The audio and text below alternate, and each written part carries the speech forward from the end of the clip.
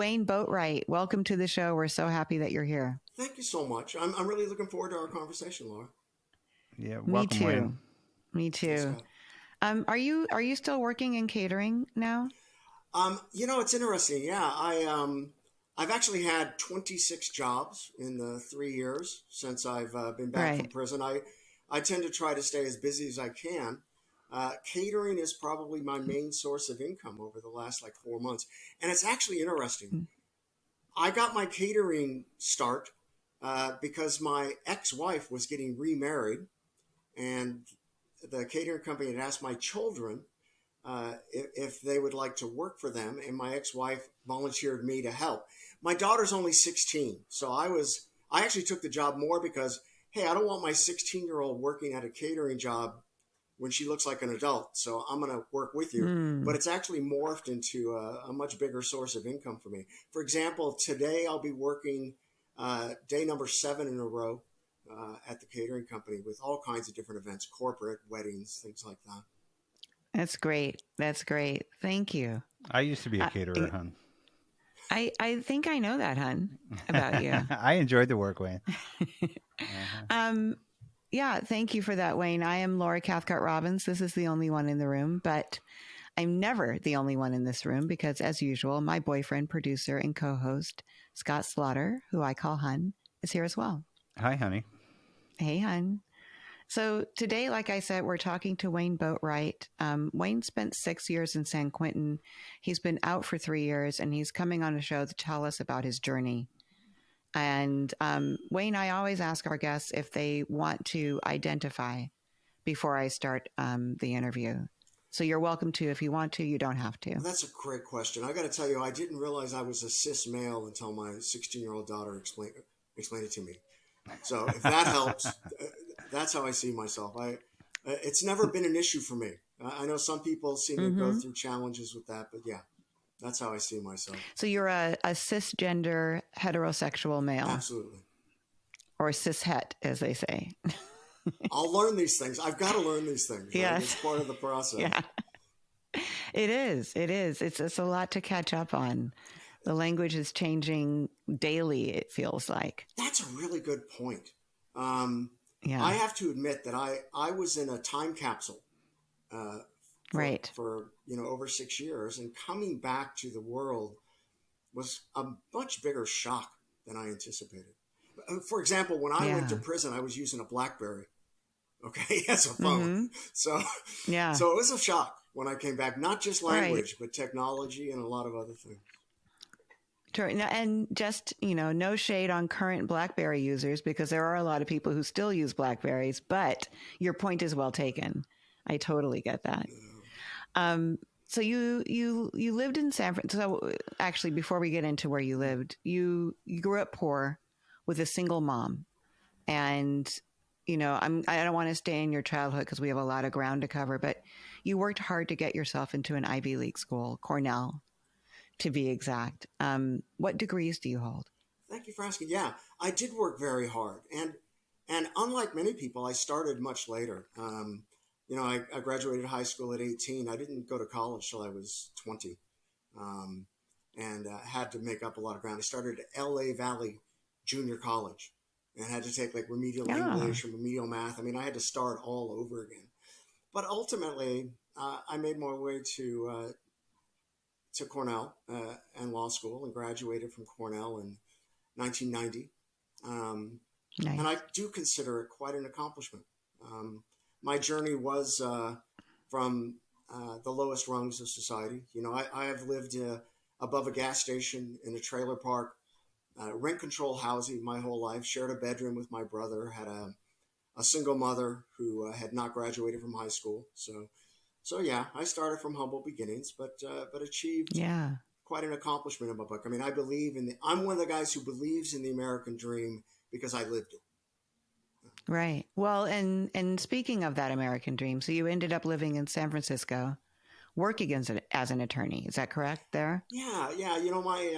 My career has gone through phases. So I started at a global law firm. Then I worked overseas for 6 years. I lived in Seoul, Korea. And then came back with a publicly traded company called Accenture. I was in their global legal management team, and then got bit by the startup bug because the Bay Area and Silicon Valley is so amazing. It's so much creativity. So in 2000, I went out on my own and worked as a lawyer and as a consultant with a myriad of different startups. Nice, nice. And then you got married somewhere in there. Yeah. Marriage is an important milestone. I got married in 98 and actually proposed to Joy when we went to Hong Kong for the handover in 1997, which was a big event. Mm-hmm. And I had a friend who had a beautiful penthouse in the mid-levels. And so after the fireworks went off, I had him get everybody else off the rooftop and proposed. So yeah. Lovely. Yeah. And you have 2 children with her. Yes. Right. I consider that my greatest. And who we're going to talk about more a little bit later on. But I'm just kind of setting a picture here that you were married, you were working as an attorney, and a corporate attorney. Yes. Yeah. So I never did litigation or anything like that. I always focused on the business side of the legal profession. Great. Yeah. So I want to, before we talk about your crime, which we're not going to spend a lot of time on, talk to me about your history with alcohol, because when you and I talked, you said that you were medicating something. Yeah. Yes. Tell me about that. As I've learned the process of introspection to understand myself, I discovered that was what I was doing with alcohol. I wouldn't say I realized it at the time, if that makes sense. My journey with alcohol, I think, is somewhat unique. I had my first drink at 33 when I was on vacation in Lisbon, Portugal, and somebody offered me a beer. So I hadn't had much experience either in the home or personally with alcohol prior to that.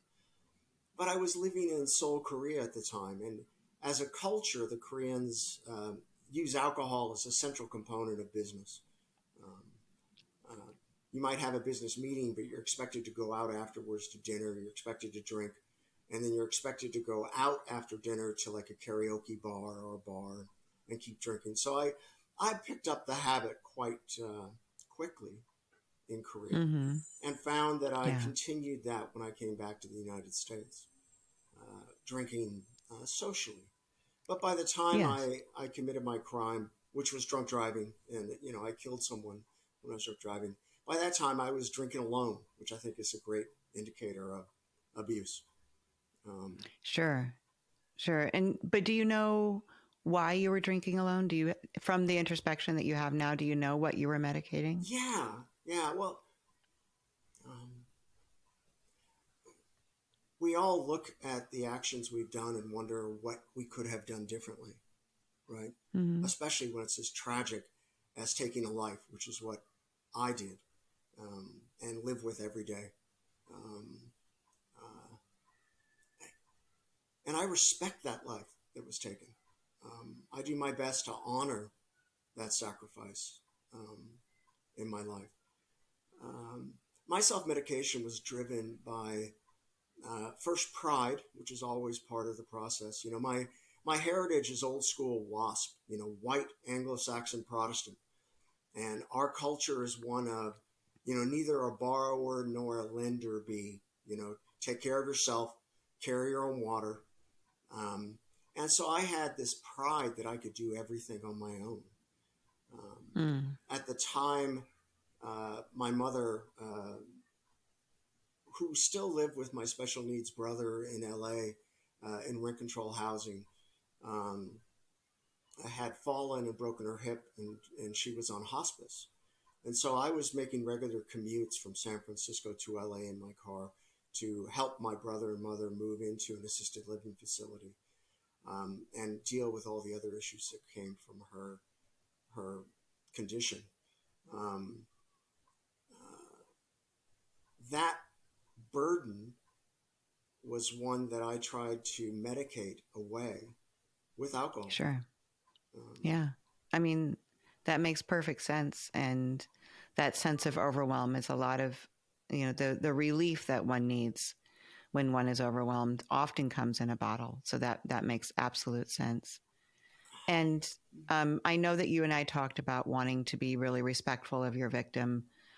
You told me that you didn't ever want to glorify or diminish or hide your crime, but that's not an area out of respect for your victim where you like to spend a lot of time. And I respect that as well. And I appreciate that. So I kind of want to jump to what happened next, because you were also badly injured in the accident. Is that correct? Yeah, and I'm the type of guy who's never spent, before my accident, crime, I'll call it an accident from now on, I'd never spent a night in a hospital.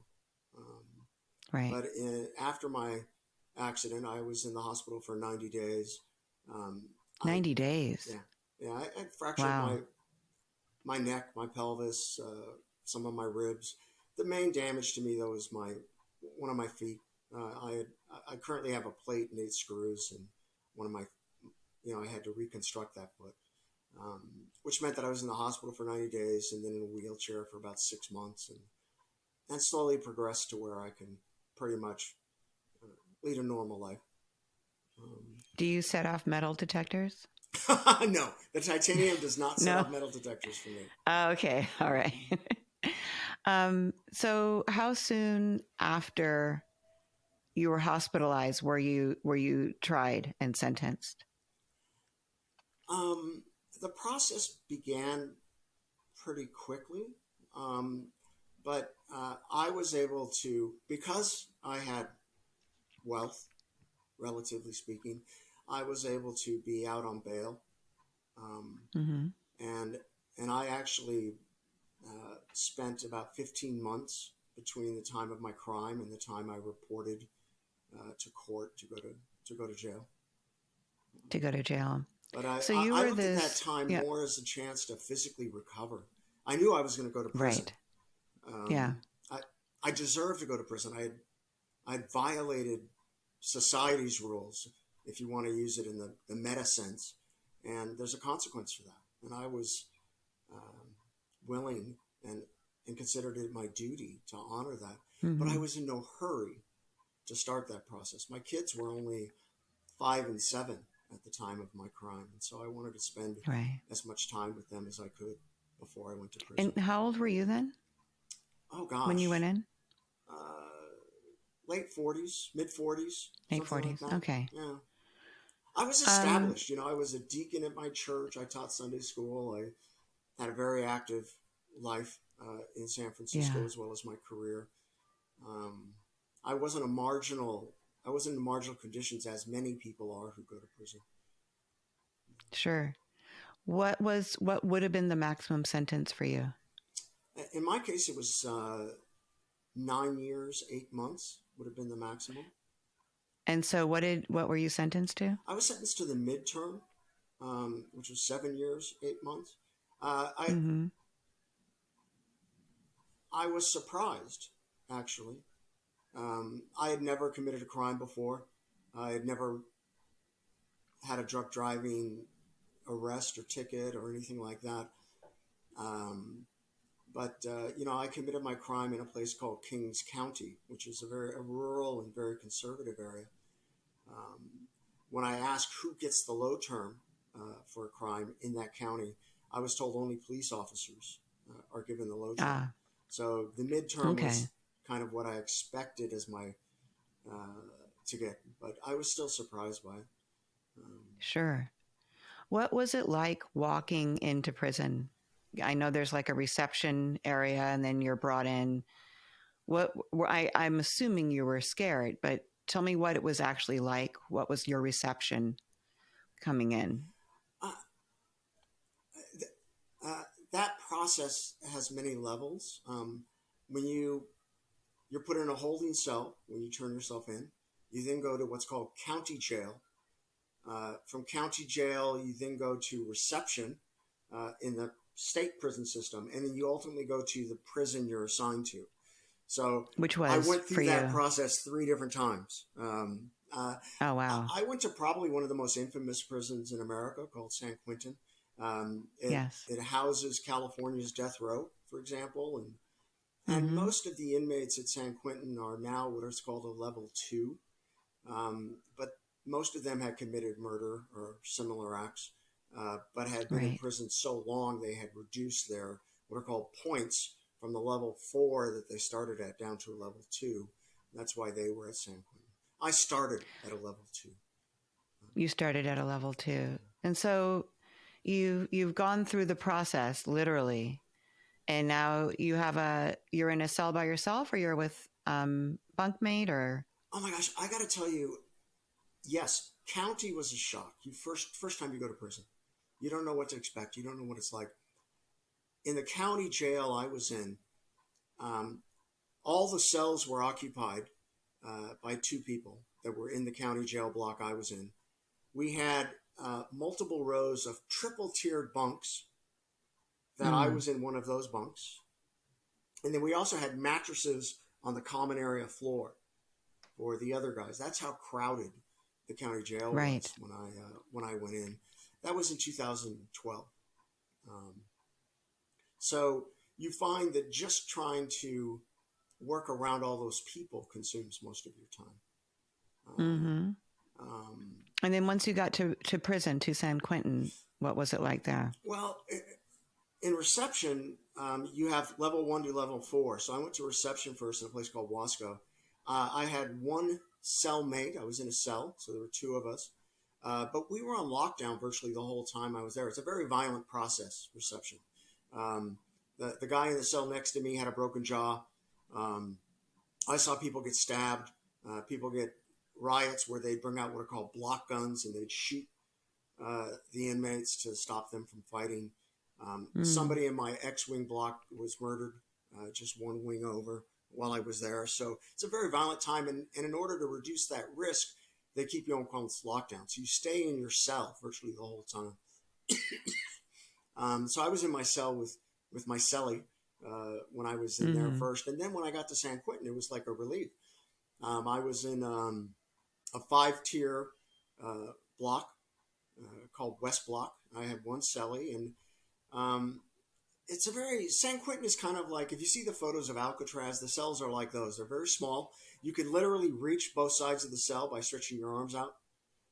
There is no room to walk past each other. One person has to get on the bunk so another person can move. That's how narrow they are.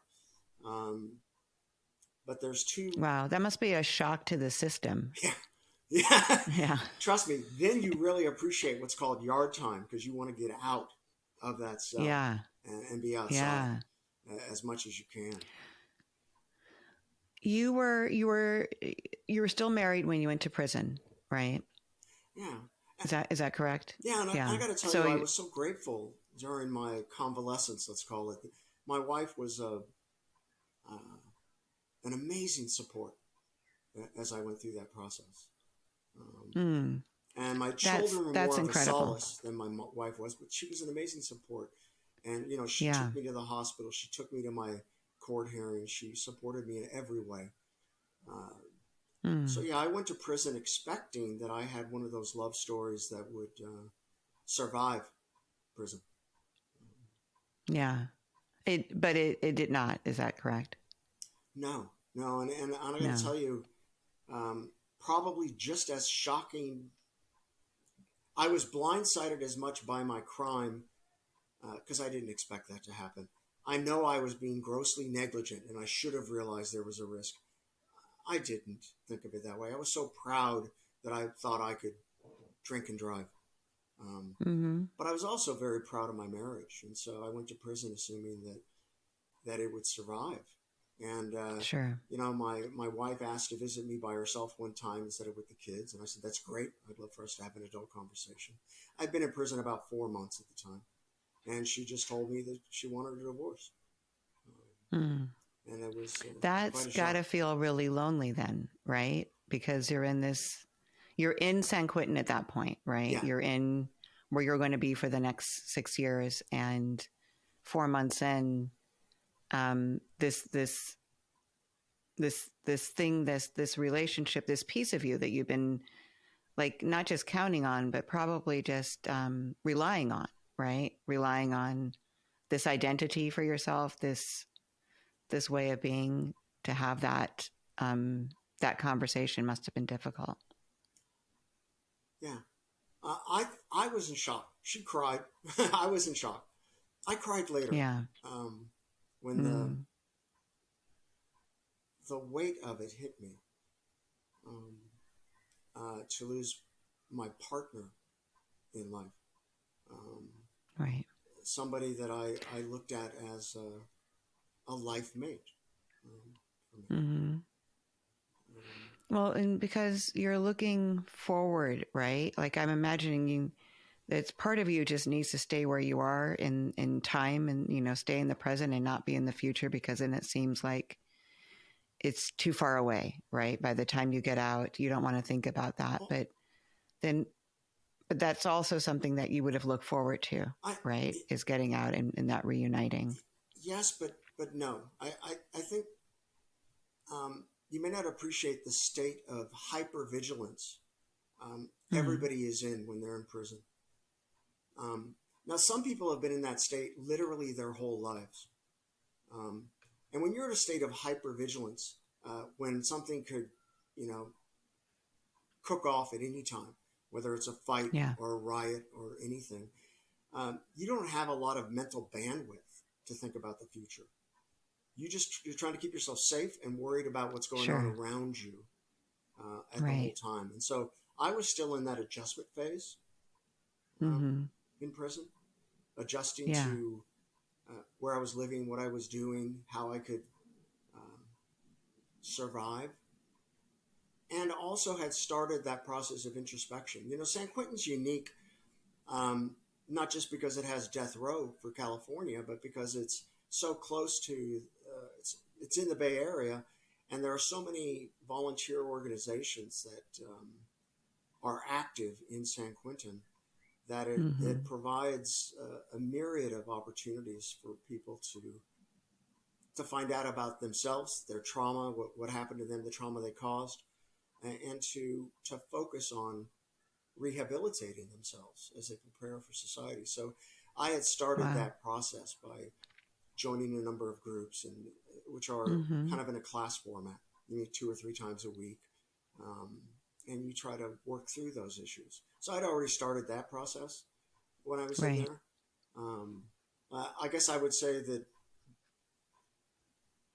knowing that that divorce had started, it freed up whatever little bandwidth I had left over to focus on that. So in a way, that's a gift.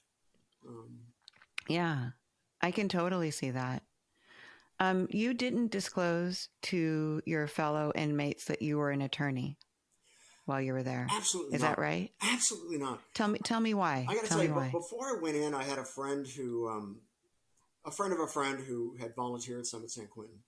And she literally advised me to do what's called protective custody, which is called PC in the prison parlance. And literally about a third of the inmates in the California system are PC, which means that they're segregated from the general population and kept in a more of a safe environment, either because they're pedophiles or have committed some crime that makes them vulnerable, or they're ex-gang members, or they've had their life threatened while in prison. So I had been advised to immediately go to PC.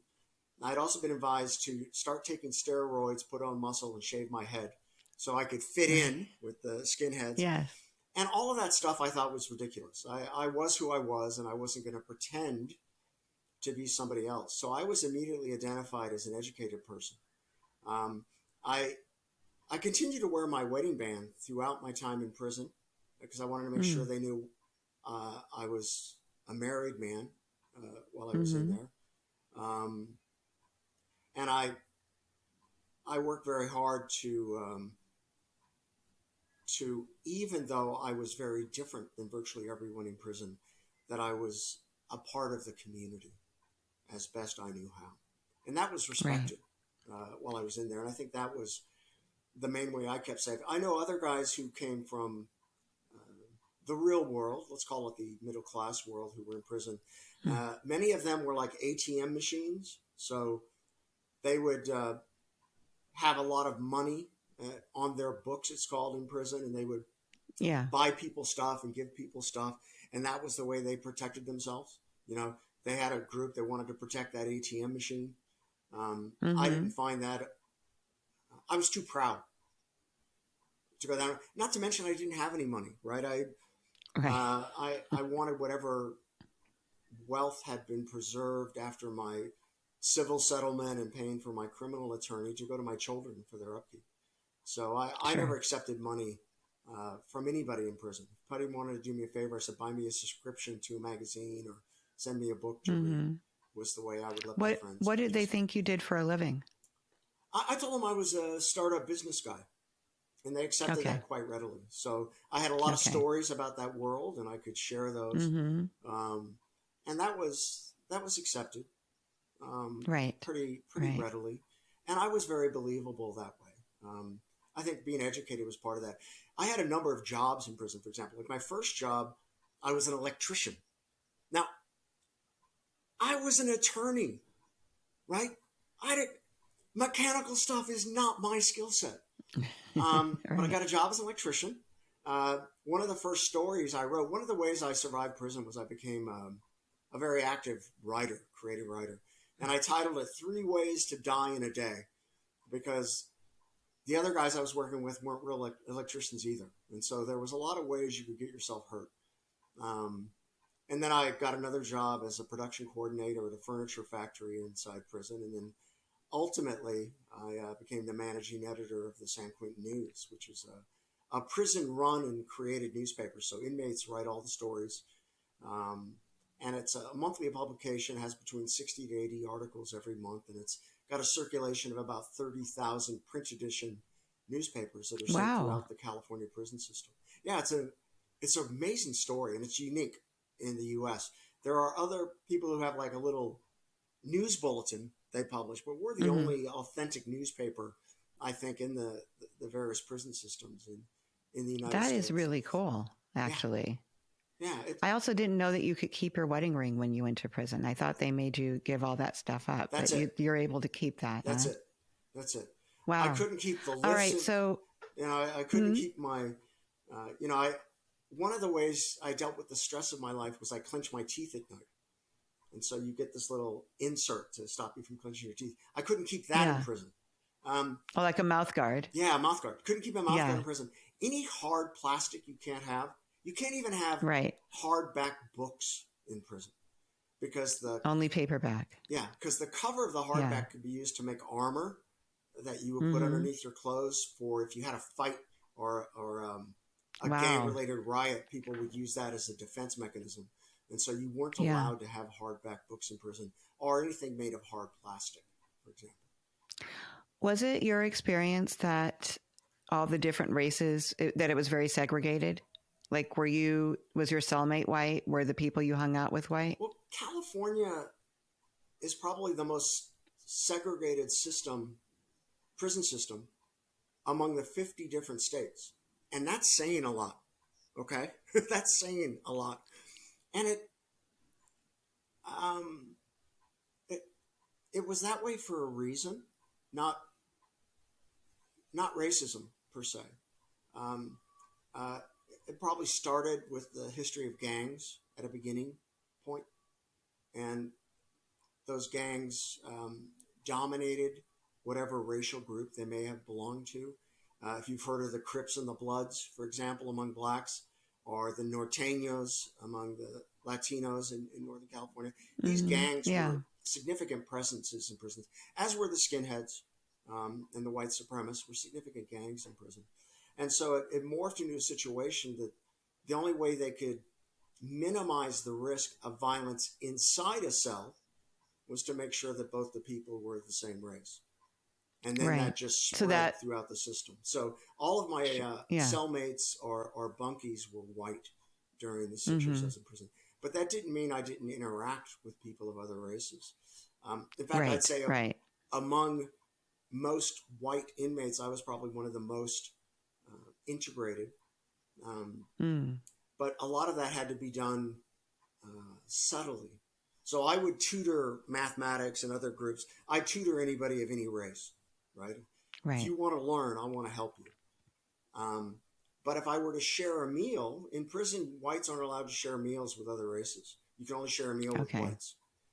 But Right. because I was the managing editor of the San Quentin News, which is I was one of the few whites working at the San Quentin News. Most of them were Latino and Black. I could share a meal there, right? Interesting. So you had to like really kind of case and assess what would be safe for you and then engage that way so you could be more of your authentic self. Yeah. Yeah. And not quite as segregated. Yeah. I wasn't trying to change that system. Again, you look at it as how do I survive in this system? Right. Yeah. I want to talk about you being a dad while in prison. And once you've gotten out as well, but just tell me a little bit of what that was like for you while you were there and what your attempts were to connect with your daughter and your son. You know, I'm getting tingles just having you say that.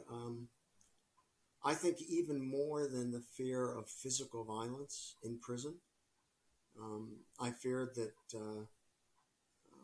my ex-wife would remove my children from my life. And I am eternally grateful to her that she kept bringing them to visit me in prison. I had jumped through a lot of hoops to make sure I was there are 30 prisons in the California prison system. And in theory, I could have been sent to any of those 30. And I went through a lot of hoops to make sure that I got sent to the prison closest to my family. My family lived in San Francisco, so I wanted to go to San Quentin because I wanted my kids to have a physical interaction with me. And she regularly brought them to visit me throughout my time in prison. And I will always be grateful for her for allowing me access to my children while I was in prison. Because that's much more rare than you may appreciate. Many families ostracize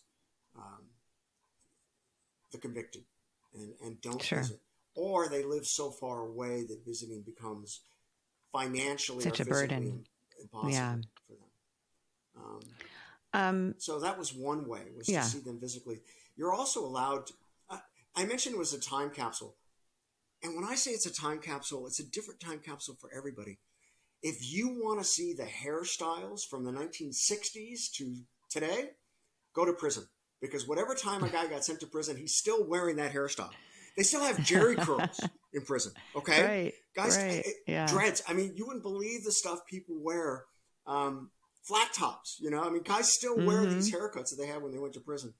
They only have broadcast TV in prison. So this time shifting we can do in the real world where you could watch a whole season of a show or turn it on demand, none of that existed in prison.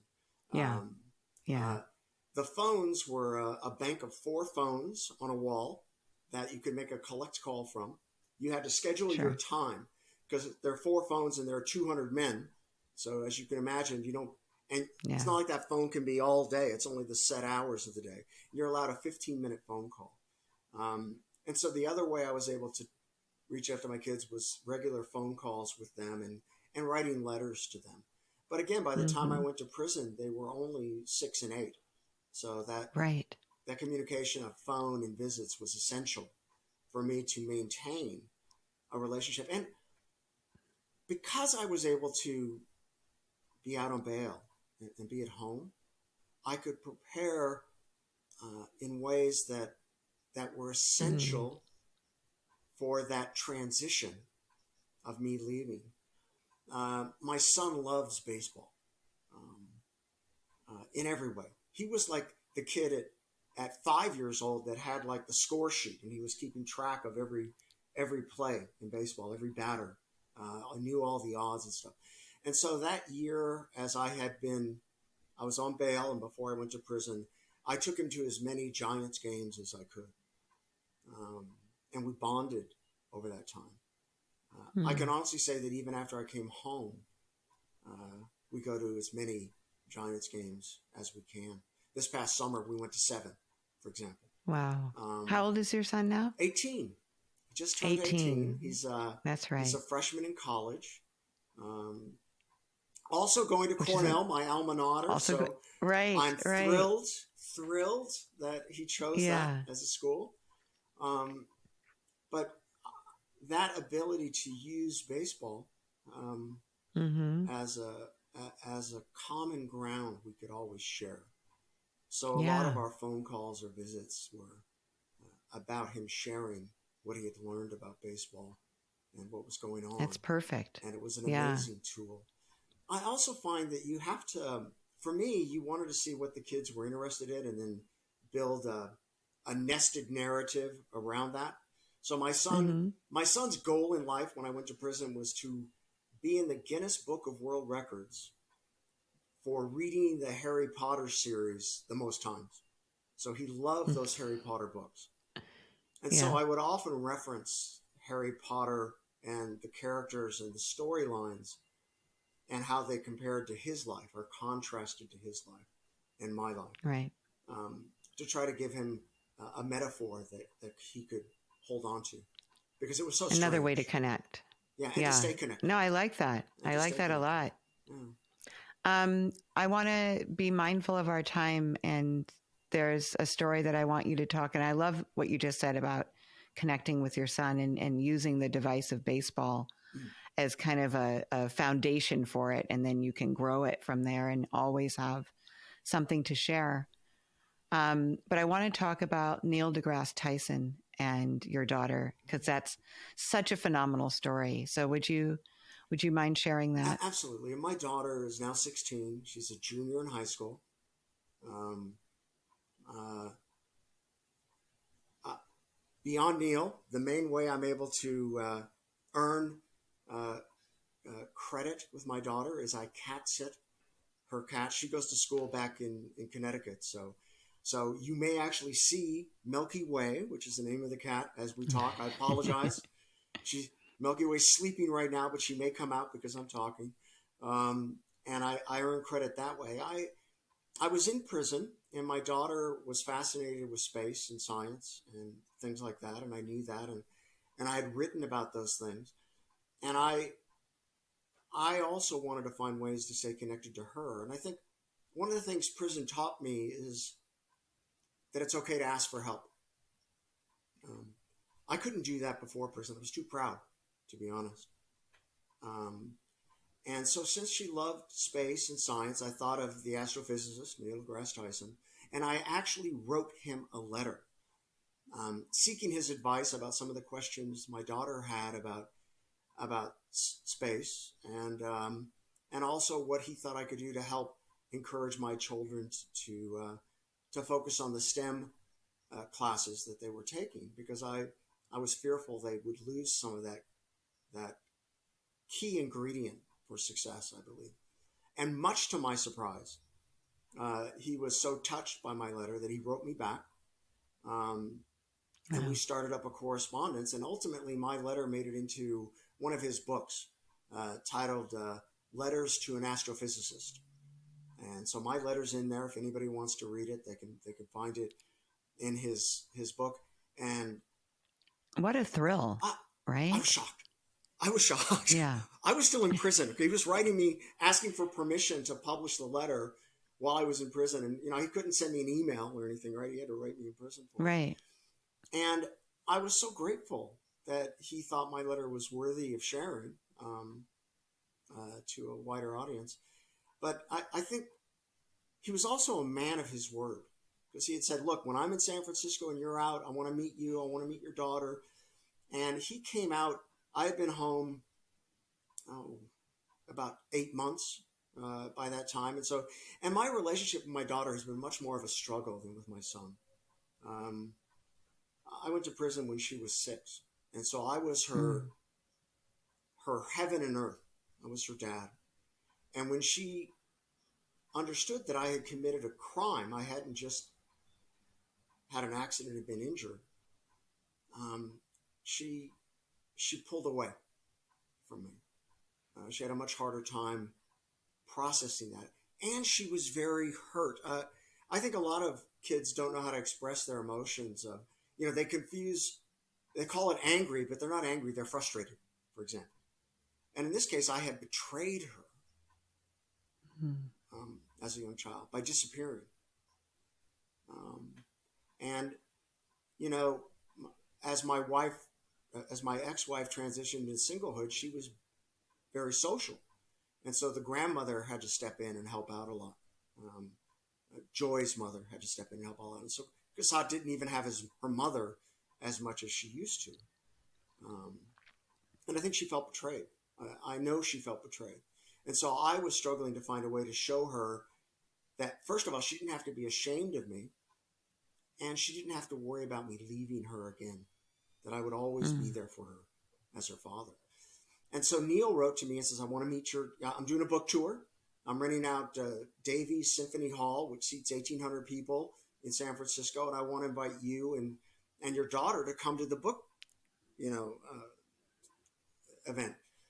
And he said, come beforehand, come an hour beforehand, stay at, come to the green room. And so we went to the green room. We were the only guest in his green room, just my daughter and myself and Neil. He brought out a platter of food. He asked us questions. He asked about her life. He gave her full attention.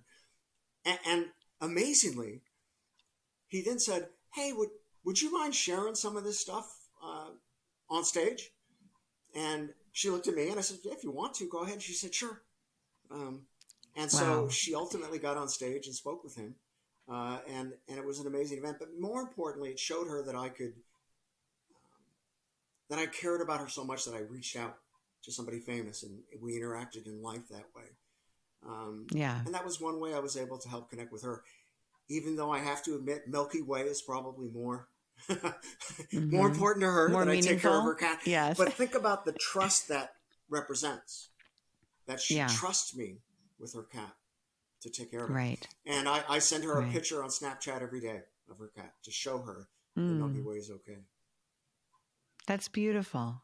That's beautiful. Thank you for sharing that, because for me, that was not just, it was a shocking part of your story. Like, that just doesn't happen to anybody, let alone somebody who's spending time in prison. And then, I grew up, my dad and I lived in different states while I was growing up. That time that I got to connect with him was very important. And, to see the effort that he was making, like what you're describing, to connect with your daughter. On what like she that cared was about. noted by me. On what she cared about, right? Yes. That's the key. Yes, it's not exactly. just connecting. It's like... Right. Connecting where she is. You were meeting her where she was instead of trying to have her meet you where you were, which is really huge. And so I just really enjoyed that part of your story. And you talked about getting out and being out for a few months at that time. And then at the top of the show, we talked about you having 26 jobs since you've been out. What's the hardest thing? This is going to be probably our last question. What's the hardest thing about being in prison? And then what was the hardest thing about getting out? I came from the, secular, educated, elite tech world. And that community doesn't know how to deal with failure of any sort. They've succeeded throughout their lives. And they don't know how to forgive someone. So in my case, when I got out, I thought I would reconnect with my business and social network at some level. I couldn't practice law. I was disbarred because of my crime, and that's fine. That's one of the consequences of it, and I'll face that. But I found that virtually all of my friends had no path to reconnecting with me. And that saddened me. I have to be honest. I didn't expect that. That I would be honest. When you say they had no path, meaning that they just couldn't, they wouldn't? They weren't comfortable with how to deal with me. I would say they looked at me as kind of like the friend who has Down syndrome now, to be honest. So, for example, I've got friends who will happily let me watch their house and take care of their pets when they're on vacation. But they don't invite me to their wedding. Or they don't invite me to their birthday party. So they trust me, right? But they don't want to be seen with me. And that's hard. I didn't expect that. And as a result of that, I found myself taking jobs. I believe in taking care of myself, so I'll do anything. I mentioned cow sitting and hat sitting. I'll do handyman work. Right now I work at a catering company, so I'm a butler and a passer at a catering company. I manage a couple websites. I've graded papers. Do you do any for electric people. work from your time in prison? Do you do any electric work since No, you were an electrician in prison? No. I've safely moved on from that. Don't worry. Yes. Don't worry. I don't want to die, so I've moved on to that. But I'll do anything I can, and I found that has allowed me to pay my own way since I've gotten out. My civil settlement was 1.55 million, so I had a civil settlement with my victim's family. So I came out of prison with nothing. The rest of my wealth went to my kids for their upbringing as part of our divorce settlement. So I literally started with nothing and have worked very hard to take care of myself. So in a way, this pride that you started off talking about at the top of the interview has turned into humility. Much more so than I realized, except when you just said that. I've learned to say thank you in a much more heartfelt way. And even more important, I've learned to say yes. I've had friends who've offered me things in the past and I would just say no. I've learned to say yes when people are kind to me. And that has been an important lesson. Beautiful. Tell me, Wayne, can people find you if they're interested in your story or they want to be in touch with you? Is there a way? Are you on social media? Like, how can people find you? Oh, good question. Yeah, I'm on LinkedIn, for example, even though I found that my main source of communication is the Medium platform. Medium is a publishing platform on WordPress, and I've published over 70 articles about my journey and my experience and my understanding. Great. On Medium. I read a few of them. They're really good. Thank you. Yeah. Thank you. We'll put the link to that in our show notes too, so people can just click on those. Exactly. Click on the link and see your articles that way if they want to. Okay, that's great. Wayne, thank you. This was wonderful. I'm really glad that you came on the show and told your story in a way that only you could tell it. So I appreciate you and thank you for coming on. You're very kind. All right. And Scott, thank you for running the show behind the scenes. It's my pleasure. Anything I can do to hopefully help people avoid the mistakes I made. To be honest, the final thing I'd like to say is please read the San Quentin News. The website is sanquentinnews.com. Please put that on my bio when you get a chance to. Okay. Those articles are posted online, and they're a great source to help you understand the life-changing work that many men do in prison. So when they come out there, they're good citizens and worthy of being accepted back into their community. Thank you. Sure. Hi, I'm Wayne Boatwright, and I was the only Ivy League attorney serving time in San Quentin.